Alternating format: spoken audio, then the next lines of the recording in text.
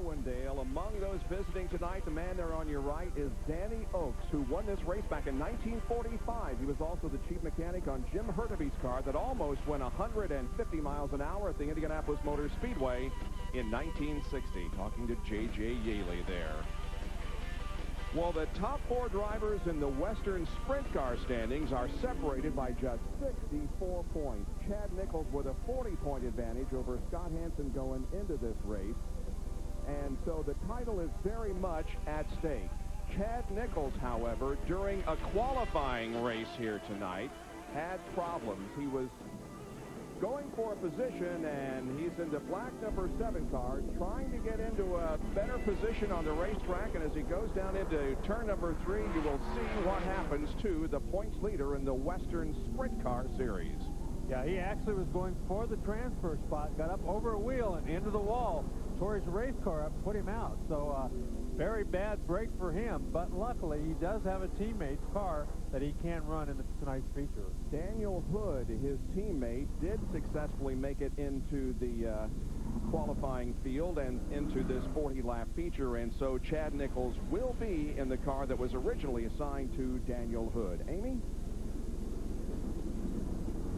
Looked at the car. It was in bad shape, but it was all front-end damage on the 7. They did fix it, and it will be ready for him to continue his championship run in Las Vegas. But for now, he'll have to settle for the 77 car, starting from the back, everything he can possibly do to gain points and hope that he still has a championship shot in Las Vegas. So a long way to go and a short time to get there for Chad Nichols, starting in 26th position. Here is the lineup. Bobby McMahon will be on the pole, and Scott Hansen will be alongside. In the second row, Leffler and Ellison. Tony Stewart will start in the third row along with Rick Hendricks. Then Levi Jones and Tony Hunt, Eric Bootsy and Jason McClure, Chuck Maddox and Chris Melsley. In the sixth row, seventh row, Casey Kane and Tracy Hines. Then Lottie Adamson and Rick Brown. Bud Kading and Brian McLish in row number 9. John Riles and Kenny Hamilton, the 10th row. Aaron Pierce and Randy DuBois will start in row number 11. Jeff Gardner and Robert Beck in the 12th row. And Shauna Hogue with Chad Nichols back in row number 13. Yeah, Chad Nichols starts clear in the back. Scott Hansen, meanwhile, starts in the front row. So Scott Hansen has a great chance to make up a lot of points in this point stand. And there is Tony Stewart. Now, again, our focus of attention tonight is on the 100-lap midget car event that will follow this event, but some bonus racing here. The USAC Western Sprint Car feature, and Tony Stewart has the 5th starting slot. Unbelievable that he comes out here and runs these races after winning that championship in the Winston Cup. And there on the outside of row number 1 is Scott Hansen from Simi Valley, California. And he is trying to become the champion in this division for 2002. He's a prop builder for some of the movie sets out here. He works on shows like Yes Dear. Now this track is 1/2 mile in length, and the progressive banking in the corners makes for some really good side-by-side racing. You remember at Tucson Raceway that we did winter heat at for many years, it had progressive banking. That means the bottom of the racetrack is 6 degrees, and as it goes up toward the wall, it increases in banking to 12 degrees at the top of the racetrack. And it does make for very good racing, because as the race goes along, you can change grooves and the racetrack changes. You get too much rubber, you get a little oil in one spot, you have to move up and down the racetrack. So it really makes it nice, because the normal groove is not right around the bottom. 1 lap to go, and we'll begin 40 laps of racing for the USAC Western Sprint Car Division. On the front row, Bobby McMahon along with Scott Hansen, Jason Leffler and Todd Ellison are in the second row, and Tony Stewart along with Rick Hendricks in row number 3. Now, the weather has not been all that great out here. It was very windy, of course, when you saw us outside doing our on-camera, and it has been raining, very light rain. Let's hope that that rain can hold off for this race and the big 100-lap midget car feature, which is coming up in a few moments. Here comes the field off of corner number 4, and the green flag is out. Here we go, and very quickly, Bobby McMahon jumps off to the lead. Jason Leffler coming from the 3rd starting position to the inside and grabbing 2nd spot, at least for the moment.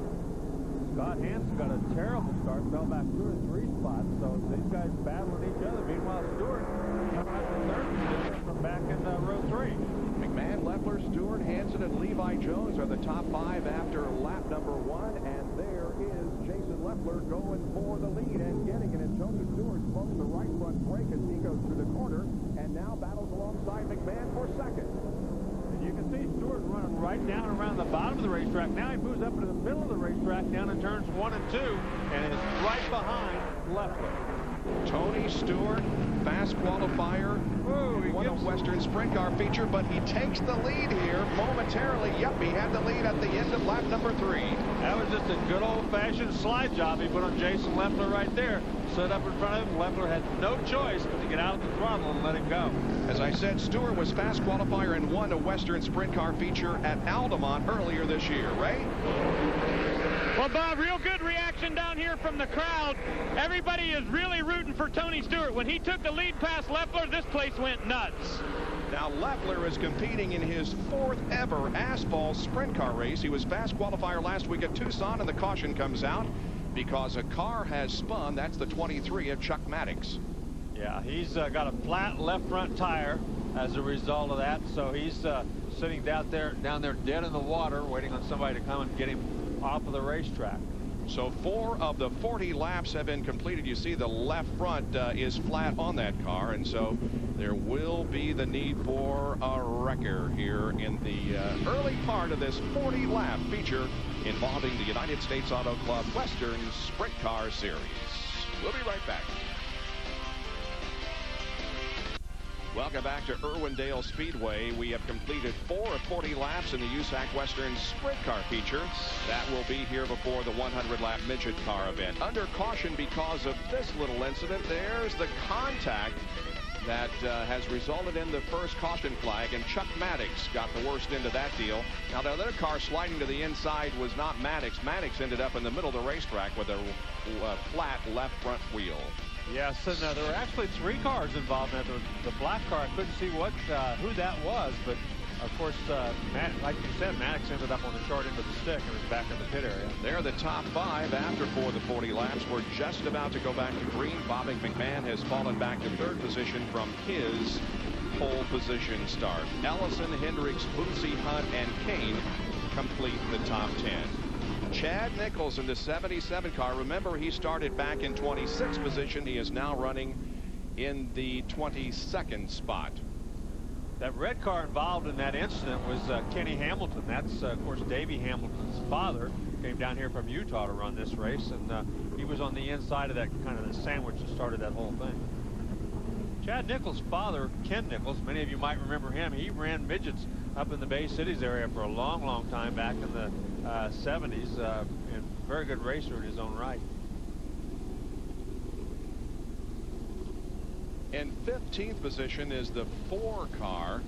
That's driven by Bud Kading, who was out of action for, in fact, most of this year after receiving some injuries at Terre Haute, Indiana. But since coming back, he has put together 5 wins, and he, of course, was the 1999 champion of this division.